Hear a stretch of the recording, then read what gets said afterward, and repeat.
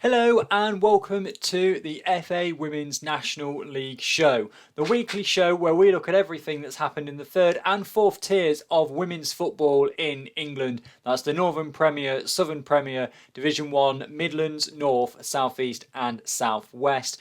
My name is Chris Gadsby. I'm here every Tuesday at 6 p.m. to take you through what's happened in the last week and what is coming up in the next week in the world of the FA Women's National League. This is episode number 7. It's a very special episode this week as I have my first guest, which I'll be introducing later on and chatting to him for about 20 minutes or so. But let's start, as we always do, with the results from the past 7 days. Not many results this time around, as a lot of teams were in County Cup action, so it should take us not very long at all to get through these results from Sunday, the 19th of September. So we'll start as, not as we normally do, because there were no fixtures in the Northern Premier Division. So we'll start in the Southern Premier Division, where it's Gillingham 4, Chichester and Chelsea 1, Ipswich Town 11, Keynsham Town 2, and London Bees 1, Crawley Wasps 5. As always, got my second screen here. We'll start then with Gillingham against Chichester and Chelsea. Goals for Gillingham scored in the 18th minute by Amy Russ, 65th minute by Phoebe Lech, and in the 92nd minute by Otesha Charles. One goal missing on there. I'll just check against the goals. 2 goals for Amy Russ, 62nd minute, a goal there for her from the penalty spot. 1 goal for Chichester and Chelsea in the 91st minute from Laura De Silva. Ipswich Town 11, Keynsham Town 2. Strong showing again from Ipswich, who maintain their record at the top of the Southern Premier Division. 4 goals for Eloise King, 2 for Anna Gray, 2 for Sophie Peskett, and 1 each for Maddie Biggs, Maria Boswell and Abby Lafayette. No information from Keynsham Town about their 2 goal scorers as of yet. London Bees 1, Crawley Wasps 5. Again, no information at the moment about the goal scorer for the London Bees. And so for Crawley Wasps, goal for Charlotte Owen in the 9th minute, and then an own goal from London in the 48th minute. Naomi Cole in the 60th minute, Nicola Gibson in the 61st minute, scoring there for Crawley, as well as one for Emma Jane Plewer as well. That one coming, no time recorded on that one. Looking at the Southern Premier Division table then, Ipswich Town at the top with their 100% record. 6 wins from 6 for 18 points. There are 3 points now clear ahead of Southampton, but Southampton do have a game in hand and the better goal difference. Crawley Wasps move themselves up into 3rd, but again, with that playing 1 game more than the teams around them. Towards the bottom then, you've got Hounslow still at the bottom. MK Dons with 1 point. Keynsham Town, having had that loss there to Ipswich, now on minus 22. Still 3rd bottom with 3 points. Chichester and Chelsea again with 6 games played there, 4 points. So Plymouth Argyle, Milton Keynes Dons and Hounslow could potentially all overtaken with the 2 games in hand that they have over Chichester and Chelsea. Into the Division 1 Midlands then, just the 1 game to tell you about. Leek Town 4, Peterborough United 1. Goals for Leek Town coming from Katie Gibbons in the 36th minute, Katie Meyer in the 42nd minute and 56th minute, and Michaela Lockett, the substitute, in the 71st minute. Consolation goal for Peterborough United coming towards the end, Keir Perkins in the 86th minute, getting their only goal of the game. What that means for the table is that Leek Town climb a couple of places into 5th place. They're now on 9 points from their 6 games, but in a similar situation too in the Southern Premier Division, they have played more games now than the teams around them. Peterborough United remain as they were on 5 points there on 6th place up from the bottom.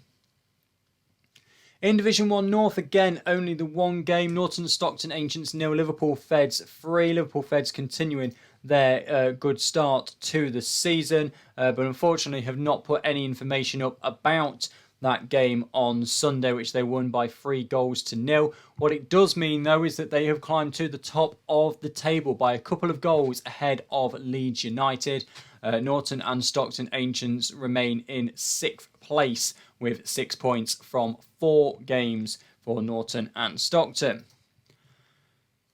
In Division 1 South East then, Billericay Town 1, Cambridge City 0, Enfield Town 0, Stevenage 1 and Norwich City 2, Actonians 1. Some wins for teams towards the bottom of the table there. We'll start then with Billericay Town against Cambridge City, where Billericay Town won by a 0-0. There's no information yet about the goal scorer for Billericay Town. Moving into then Enfield Town against Stevenage. Goal for Louise Godden for Stevenage, providing the only goal of the game and 3 vital points for Stevenage. And Norwich City 2, Actonians 1. Goals for Norwich City from Millie Davis and Freya Simmons. A goal for Actonians in the 6th minute to Maria Ledsma-Viso. So if we have a look at the table there, you'll notice the wins for Norwich City and Stevenage, their first wins of the season, have lifted them up off the bottom of the table. Billericay Town have extended their lead at the top of the table to 3 points now over #United. But as we've said again, they now have played a game more, so #United could close that gap up when that game is played. But Norwich City and Stevenage both picking up their first wins of the season, moving them on to 4 points and 3 points respectively. Finally then, in Division 1 South West, Poole Town 0, Chesham United 1. And no information from Chesham United on the website yet, but what it has done is put them at the top of the table. 13 points from their 5 games, 4 wins and a draw for Chesham United. 2 goals clear of Cheltenham Town and 3 points, of course. So Bournemouth could get up to 11 points, but Chesham United, they're clear at the top of Division 1 South West at their own right. So that is the results and the tables from the past week. So before we move on to the fixtures and have a look at the Cup and Plate preliminary round draw, which was made yesterday on Monday, we're going to introduce and chat to our first guest of this season of the Women's National League show. For people who enjoy kind of the media side of this, particularly if you're a fan of Wolves or Wolves women, then you may well recognise my first guest for this season. His name's Nick, and he is one of the hosts of the Wolves Women podcast. I spoke to him on Sunday morning prior to the draw for the preliminary round of the League Cup, which of course Wolves are in after their 3-1 victory over Leeds. And I started by asking him how he started following women's football. Well, as a Wolves fan, sort of all my life, it was just one of those things. If they play the old gold and black, I support them. So, it was just there, and obviously kept an eye on the results. And since then, since sort of following them on and off with keeping an eye on the results, I've got a daughter now. So it's obviously a bit more pertinent to me is making sure that she sees women's role models for her. And, the players we've got are that. They're role models for the women's game, as well as being, people who enjoy playing football. And so in that sense, it was all sort of combined into one. I mean, I was looking back, it was about 11, 12 years ago I went to see my first Lionesses match. So it's I've always been sort of interested in it. It's just a case of, been the last few years being a bit more focused because of my daughter. Have you found that, having a daughter and wanting to see female role models, that the women's sport is almost better, obviously because there are female players, but then at the same time, if you were taken to a men's match, you've got people who have often had quite a few drinks, effing and jeffing at the players and the referee, and players roll around on the pitch for 5 minutes to get a free kick, and there's none of that in the women's game. There's not. It's a much more friendly atmosphere in the stands, family friendly, family orientated.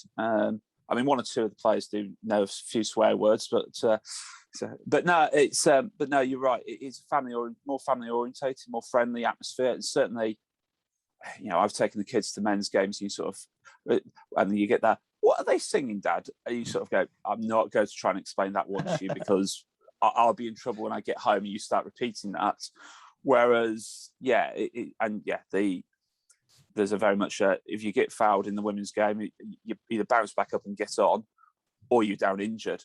There is no sort of you don't sort of do the Tom Daly impressions or anything like that, or Jack Grealish impressions. And I think also part of that is symptomatic of we can't be seen to be weak, so therefore if we're diving around sort of picking up cheap free kicks, etc., it's a bit it's easy for those who detract from the women's game, an easy one to attack us for. Whereas so therefore if you see sort of proper mincing sort of leg breaker tackle go in and they bounce back up, okay, they're tough, they're not, whereas the men would have gone down with that tackle quite easily. And sort of, so I think there is an element of that in there, but that's across the board. It's not any one team, that's just across the board. But as a stand, as a spectator sport, you go into it, it's family friendly, and that's key. And certainly makes it more entertaining for everybody. Yeah, and now see we go into Wolves women a lot. You've started, well, one of the hosts as well of the Wolves Women podcast. How did that come about? Yeah. Well, I mean, the last few years I've been pestering sort of the Wolves fan cast, the Express and Star podcast, the Athletic podcast as well, sort of try to keep the sort of presence of Wolves women there on sort of those fans forums. And to be fair to them, they all tried to get a little bit in. But you got a men's team that was at the time sort of going into Europe, competing in the Premier League, etc.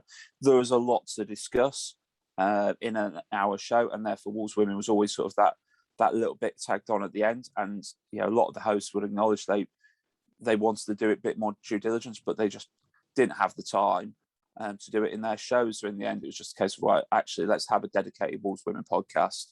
And myself, the others, the other guys who help host it, we all sort of enjoy going and watching the Wolves Women. So we enjoy sharing that sort of passion for it and getting it out there to others who enjoy it. And I think there is definitely a market there for it. I mean, partially that was the other thing, is if you're going to have a new Wolves podcast, you had to have something different because there were so many other Wolves podcasts out there.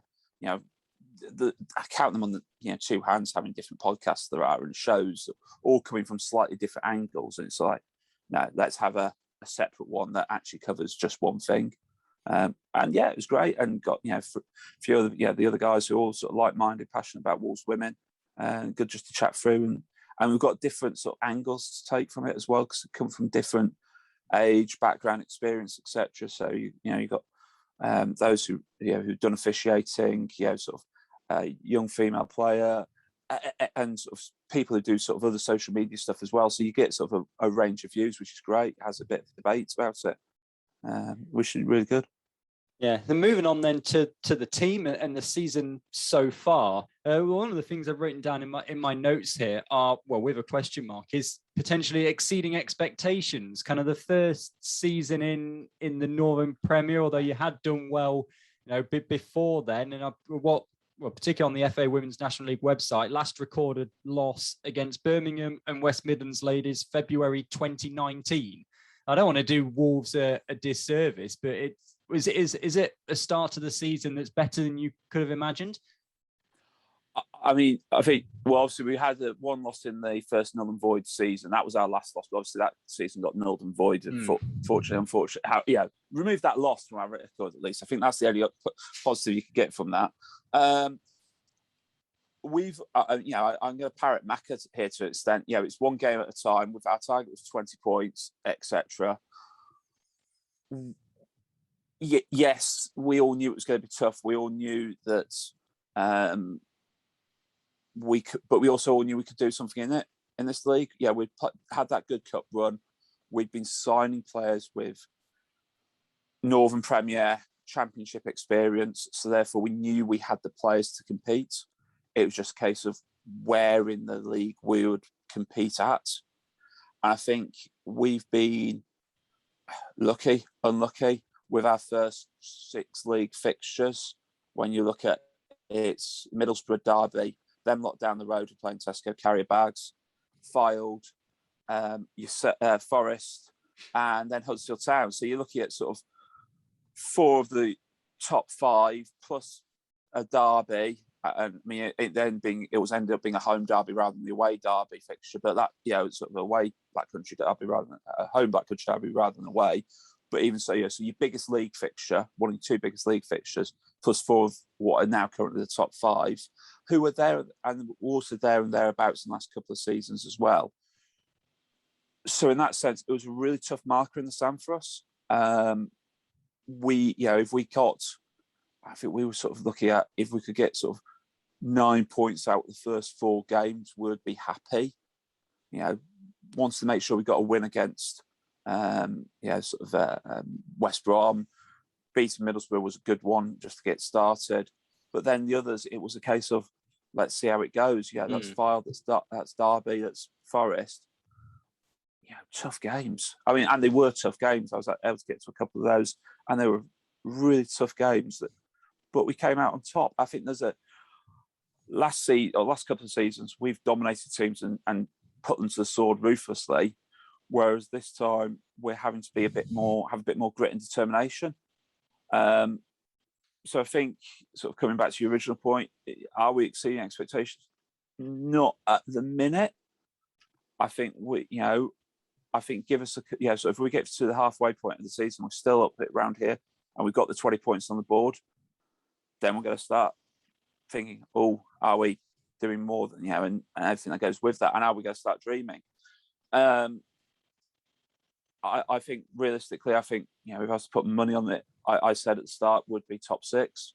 I wouldn't probably go, still say we're going to be top 6. I think Fylde are very strong contenders. Derby, you're going to be up there as well. Forest, we'll see, because I think Forest still got to play a couple of the other top 3-4 teams, but I think there's a Huddersfield will be pushing it again, and I think there's a lot of teams who are just starting to click and get going, sort of lower on down the league. So therefore, when you come to face them, then it'll be a bit more of a challenge. Whereas, so I think like West Brom played the first 3-4 games without a manager. Stoke have changed manager. I'm trying to think. Huddersfield changed manager before the start of the season as well. I remember right. There's been 3 or 4 manager changes. So I think there's going to be some of these teams are going to suddenly click and really go for it as well. So I think it is going to be a bit tougher, which is why I think come Christmas time, when we're halfway through the season, we'll have a better understanding of how we're doing. But we'll still take it one game at a time at the minute. Yeah, I mean, we're only, 20% of the way through the season at the moment. So it's still really early. And as you said, there's teams like Forest, for example, who have got Fylde on Sunday, then Derby the week after. So it's a tough run for them. And I think you've got to wait for kind of end of November, December time till the teams have pretty much played each other once to kind of know where the runners and riders are. That's the thing. It's interesting you were saying about you have been putting teams to the sword in the past and you haven't now. I mean, the goal difference is 6 from 5 games, but haven't conceded a goal in the league. The first concession came against Leeds in the Cup. Is it not necessarily a concern? Because we saw it with Leicester in the Premier League, where they had like barely any possession, ground out those 1-0, 2-0 results. But your goal difference isn't where Fylde's and Forest's are, but you're still picking the results up. I think that comes back to who we're playing as well. I think, I'm trying to think who Fylde played Hull, I think, not that long ago, and put 6 past them. So, and you start looking at, we've played those top 3-4 teams around us who are going to be challenging, who are not going to be pushover teams, who are going to grind results out of. And, so therefore winning 1-0, 2-0, just important. I think it's good to get goals on the board. It gives confidence as well to players just to actually be winning those games and getting points out of those games, so that when we do come into the weaker team, shall we say, the low within the league, we are able to put 3, 4, 5 goals past them. I mean, at the moment, I'm not worried about our goal difference. The having 5 clean sheets out of 5 league games is an impressive start in itself, and I think that says a lot, not just about our goalkeeper Shan, but also our defence. We've been solid at the back, and that's impressive, and that really is. if we were at this sort of level of goal difference, having played, let's say Loughborough and Hull, and a couple of others around that bottom end, then I'd be worried. Yeah. Beating yourselves, beating Forest 1-0, beating Derby 1-0. They're going to be tough games. They are tough teams. They're good teams. When we played Forest previously, it was in the cup. Okay, it was just after all lockdown 2, etc. So there's all sorts of issues with that. But if you put that into context, if that was a 2-2 draw that went to penalties, this time around it was 1-0 after 90 minutes. Yeah. On the same pitch. So Yeah. So I'll preface this next one by saying that we're recording this on the Sunday, and the cup draw is tomorrow, obviously, before this goes out on the Tuesday. You are in the cup after that 3-1 win against Leeds. Anyone in particular you want in the cup draw? Personally, for personal selfish reasons, I would love to have a couple of Cambridge City, either Cambridge United or Cambridge City. But I think it's going to be regionalised, so that I think it's going to be we'll have somebody from the Northern or the D1 North and D1 Midlands. So there's a part of me that somebody new. So let's someone from Division 1 North would be good. So we're not playing the same teams, because obviously spent last couple of seasons in the Midlands, so would be all the same teams, especially as Peterborough didn't win. I was most disappointed by Peterborough not winning. That was my right. Let's have posh away to go. 20 minutes up the road, down the road, whatever. So no, I'm not worried, to be honest. I think we'll put out a team that can challenge whoever's put in front of us. I won't be cocky and say beat whoever's put out in front of us, but certainly challenge and compete against whoever's put out in front of us. We saw that against Leeds. Leeds were obviously flying high in the north. We rotated players. It was very much a changed squad or changed team from what we had been playing in the league. So I think, and we still, we went on to win that fairly comfortably in the end. I think we're a bit rocky, but it's when young Leo scored, we had Perks pick up 2. We will fancy whoever our chances against whoever we come up against. So bring it on. Whoever. I would say a Black Country derby in the cup would be lovely. I won't comment about who they lost to. I'm not sure if you particularly want Cambridge City after they put 17 past Buckland Athletic in the determining round, but it'd be fine. It'll be a good chance for our defence to stand up and sort of take note. I think I know Cambridge United have got the ex-St Ives boss, and they picked up Ruth Fox from St Ives as well. So I know they're a good handful. Having seen, I've seen Ruth play for St Ives before now, so that'll be interesting to see how they do. St Ives, just deviating slightly away from Wolves, etc. But St Ives, Tower in Cambridgeshire were pushing for or wanting to push for Women's National League. Darren Manjon has gone on to manage Cambridge United. He's now in the obviously Women's National League, and he's taken a couple of their better players with him by looks of it, Ruth's a real handful there. So I think they could cause a bit of an interesting upset there as well, depending who they get. So that'll be one to watch out for. And just the final kind of loaded question here, really. So you've started the Wolves Women podcast. I've got this show as well. What more do you think can be done to grow the women's game, and particularly the FA Women's National League? I think what would be really interesting to see some sort of highlights TV show. I use the term TV, but TV, highlight show online on YouTube. On YouTube on FA player, and I think that'd be really good is to see the FA player do a bit more. Certainly for some of these cup games. I think clubs need to step up to the mark a bit more. To be perfectly honest, I think I discussed it in the podcast. I know there was other views put forward, but personally, and this is my view, not the podcast view, I was disappointed that the Wolves didn't stream the Black Country Derby. I thought that would have been an excellent opportunity to do it. Appreciate, as was pointed out on the pod, that it was flipped, so therefore they had less time to prep for that and get it set up. Put everything into place. because it was due to be an away fixture, but for various reasons we had to switch it over. I think generally it's about awareness, it's about viewing, it's about people knowing it's there and people seeing it's there. I think it's really interesting how the WSL, with the new TV deal, people are tuning in and watching it, and therefore that's going to pick up stuff. People are going to get more interested. So clubs, likes of Wolves, likes of Forest, likes of Derby, who have got good teams in this league, need to be advertising, need to be pushing their teams, getting people down there.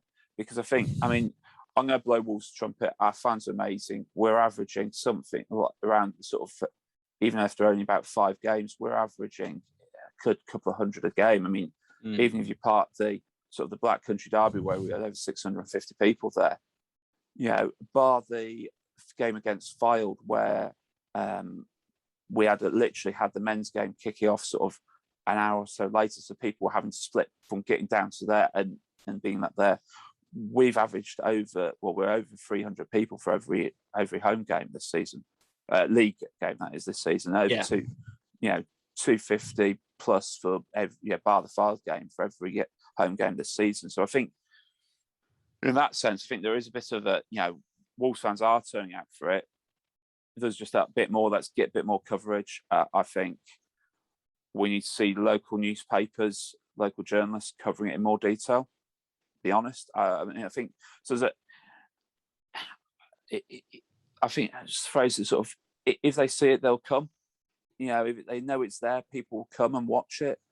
So a case of there is elements of chicken and egg. I appreciate that from the club's perspective. How much money do they put into promoting it? How much money do sort of local newspapers, local broadcasters put into getting down there and being there for these games?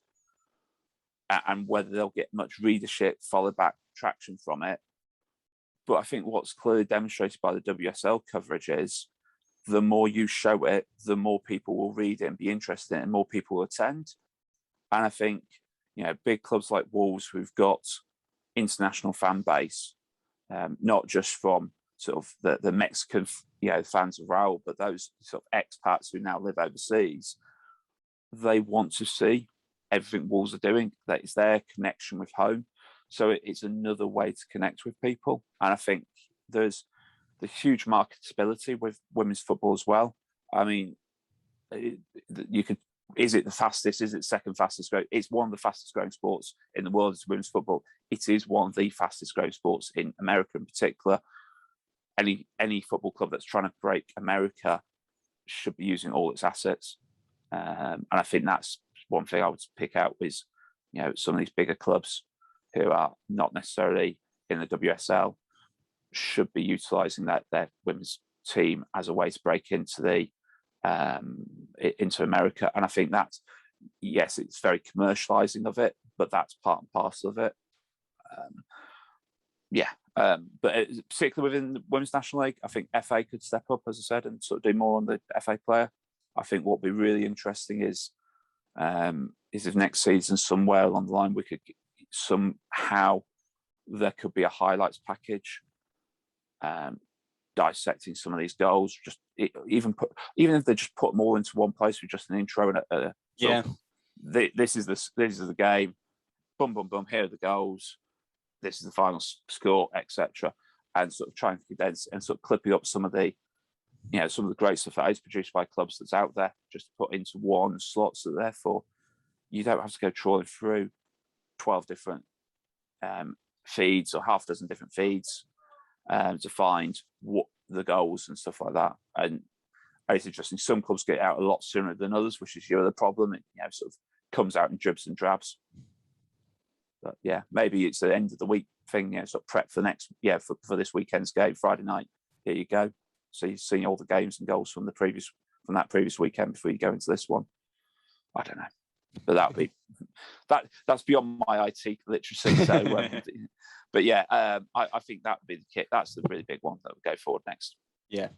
Just quickly, then, before we finish up, I'll give you the opportunity to publicise the Wolves Women podcast a bit, Twitter handles, that sort of thing. Thank you very much, Matt. So we're the Wolves Women podcast. We're on Facebook, Instagram, Twitter, and it is just the Wolf Women's podcast or Wolf Women Pod. It is, if you search for us on those platforms, you'll find us. We also have an email address, which is wolveswomenpodcast@outlook.com. So drop us an email, drop us a message. Happy to chat, happy to sort of join up, collaborate with other people on other shows, etc., and work to help promote the Women's National League and women's football in general. A big thank you to Nick for talking to me earlier on this week about how he got involved with Wolves Women, and really interesting to hear his ideas about how you could grow the Women's National League. As always, would love to hear your ideas and how you'd like to grow the game. You can get in touch in the comments section below this video or on my Twitter handle. It's at Chris_Gadsby. But let's look ahead now to fixtures coming up this weekend. We'll start in the Northern Premier Division, which is back this weekend. It's Derby County against Middlesbrough, Huddersfield Town against Wolverhampton Wanderers, Hull City against Burnley, Nottingham Forest against AFC Fylde, Stoke City take on Brighouse Town, and West Bromwich Albion face off against the Loughborough Lightning. Pick of the fixtures in that one for me has to be, again, there, Nottingham Forest against AFC Fylde for the second time in as many games. Forest have a difficult fixture. They played Wolves a couple of weeks ago before having last weekend off. They've now got AFC Fylde, top of the table Fylde at the moment. It's first versus third. You feel that's the tie to look out for in the Northern Premier Division. So far, Derby County against Middlesbrough, fourth against 10th. Huddersfield against Wolves against second against fifth there. Fifth against second. So again, that could be quite a close game as well. Stoke City against Brighouse Town. That's ninth against sixth. West Bromwich Albion against Loughborough is 11th against 8th. And Hull City Burnley is 13th against 7th. Hull City still looking for their first win of the season. Moving through then into the Southern Premier Division, got Hounslow against Portsmouth, Keynsham Town against Chichester and Chelsea, MK Dons against Cardiff City, Oxford United against Bridgewater United, Southampton against London Bees, and Plymouth Argyle against Gillingham. So it's Ipswichers not playing this weekend. Southampton have the opportunity against London Bees, who are in 7th, to close that gap back. In fact, they would go top of the table with a victory. Hounslow against Portsmouth. That's 14th Hounslow, who are yet to get a point this season, coming up against 6th place Portsmouth. Keynsham Town are in 12th. Chichester and Chelsea are in 10th. So opportunity there for a team to pick up a victory. Milton Keynes Dons against Cardiff City, and two kind of mid-table sides. MK Dons, rather close to the bottom, 13th. Cardiff City in mid-table in 9th. Oxford United in 5th against Bridgewater United in 4th is going to be a good game as well. And then Plymouth Argyle in 11th against Gillingham, who are in 8th. So some close fixtures this weekend in terms of where the two teams are in the table. Division 1 Midlands, Burton Albion against Leek Town, Leafield Athletic against Doncaster Rovers Bells, Longington United against Boldmere St Michael's, Wem Town against Biddeford United, Sporting Cowser against Hull Sports, and Solihull Moors against Peterborough United. Boldmere St Michael's, they're in first, away to Longington United, who are in third. Longington United could leapfrog Boldmere St Michael's with a win, so that's going to be a fixture to look out for on Sunday afternoon. Lincoln City in second, not playing this weekend. Burton Albion against Leek Town, they're 9th against 5th. Leafield Athletic against Doncaster Rovers Bells is 7th against 4th. Wem Town against Biddeford United. Biddeford at the bottom of the table, yet to record a point. Wem Town in 11th with one win from their 3 games this season. Don't forget, Wem Town have only played 3 games this season, whereas everybody else has played 4 or 5, or in the case of Leek Town, 6. So plenty of games for Wem Town to move themselves up the table. Sporting Cowser against Hull Sports, that's 12th against 10th. 2 more teams down towards the bottom of the table. And finally, Solihull Moors against Peterborough United, 6th against 8th. So very similar to in the south, teams that are close to one another in the table are playing against each other and have a good opportunity to pull themselves away from the bottom or edge themselves closer to the top, whichever way you're looking at it at this early stage of the season. Division 1 North then, the fixtures: Chorley against Durham Sestra, Leeds United against Chester Street Town, Liverpool Feds against Newcastle United, Norton Stockton Ancients against FC United of Manchester, and Stockport County against Barnsley. This is another league here. Liverpool Feds versus Newcastle United, the one that jumps out at me. First versus third.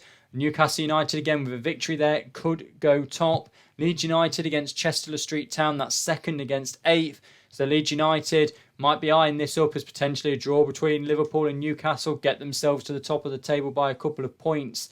Leeds could do. Chorley against Durham Sestra is 5th versus 7th. They're quite close together. Norton Stockton Ancients and FC United of Manchester 6th against 4th. Again, teams that could leapfrog each other with a win. And Stockport County against Barnsley 10th against 11th. A win for Stockport Counties could see them climb as high as 8th and really put some distance between themselves and the bottom of the table. In the southeast, Cambridge City against Queen's Park Rangers, Cambridge United against #United, Enfield Town versus Actonians, Kent Football United versus Norwich City, London Seaward against Harlow Town, and Stevenage against AFC Wimbledon. Top of the table, Billericay Town not playing. So there's your opportunity for #United with a big win over Cambridge United, who are in 4th, so not going to be an easy task. Could see #United go to the top of the table. Cambridge City against Queen's Park Rangers, that's 5th against 8th. Again, Queen's Park Rangers with a victory could find themselves leapfrogging above Cambridge City, who are currently in 5th. Enfield Town against Actonians, Enfield Town in 9th, Actonians in 3rd. Actonians won't be wanting to give up too much ground over Billericay Town and #United. They will have played one game more than Billericay Town, but they'll want to close that gap back to 1 point. Kent Football United against Norwich City. Norwich City, of course, having that win last weekend. Kent Football United yet to get a point this season, but they're at home to Norwich City, who are now find themselves in 10th. London Seaward in 6th, coming up against Harlow Town in 12th. Harlow Town did pick up a draw earlier on this season, but are yet to win. London Seaward have the opportunity to climb up to 4th if results go their way and they get the win. Stevenage against AFC Wimbledon. Stevenage in 11th with 3 points. Wimbledon in 7th with 7 points. And again, with a win, and if other results go their way, AFC Wimbledon could find themselves up in 4th by the end of Sunday. Finally then, Division 1 South West, we've got a midweek game as well in that one. Buckland Athletic against Exeter City. Buckland Athletic in 10th with 3 points. Exeter City in 7th with 5 points. So again, Buckland Athletic could jump up to 7th before the weekend's fixtures. At the weekend, we've got AFC Bournemouth against Buckland Athletic, Exeter City against Larkhall Athletic, Maidenhead United against Cheltenham Town, Portishead versus Poole Town, and Southampton Women against Chesham United. AFC Bournemouth in 3rd at the moment, coming up against Buckland Athletic, who, as I said, at the moment are in 10th. They could be in 7th by the time those fixtures come around. Exeter City against Larkhall Athletic. That's Exeter City in 7th, Larkhall Athletic in 9th. Two teams quite close to each other in the standings and in points, so they could easily switch places. Maidenhead United against Cheltenham Town. That's 6th against 2nd. Cheltenham Town will be wanting the victory to keep the pressure against Chesham United. Portishead versus Poole Town. Portishead are in 4th. Poole Town are at the bottom, yet to get a point. So Portishead will fancy themselves to move on to 11 points and keep, as I said, the pressure on against those teams at the top. They're 5 points back at the moment. And Southampton Women against Chesham United. Chesham United have the opportunity potentially to move 6 points clear if Maidenhead United beat Cheltenham. Chesham United away at Southampton Women. Southampton Women on 8 points, and they could move within just one game of Chesham United with a victory. So plenty of tight fixtures still, of course, at this early stage of the season, but plenty of tight fixtures this weekend. Expect lower scorelines and a lot of movement in the tables. And that are all of the fixtures for the upcoming 7 days in the FA Women's National League. What we're going to do now is look at the Cup. So yesterday at 5 p.m, the preliminary round of the League Cup and the League Plate were drawn. And as I said on last week's show, 26 of the 38 teams that are in each competition received a bye. So the league did a draw. 6 fixtures came out and every other team got a bye. So the unlucky teams who have to play in the preliminary round in the League Cup are AFC Bournemouth against Kent Football United, Brighouse Town against Stoke City, Derby County against Barnsley, Long Eaton United against Norton and Stockton Ancients, Oxford United against Swindon Town, and Sheffield FC against AFC Fylde. Those fixtures are to be played in the first week of October, if my memory serves me correctly.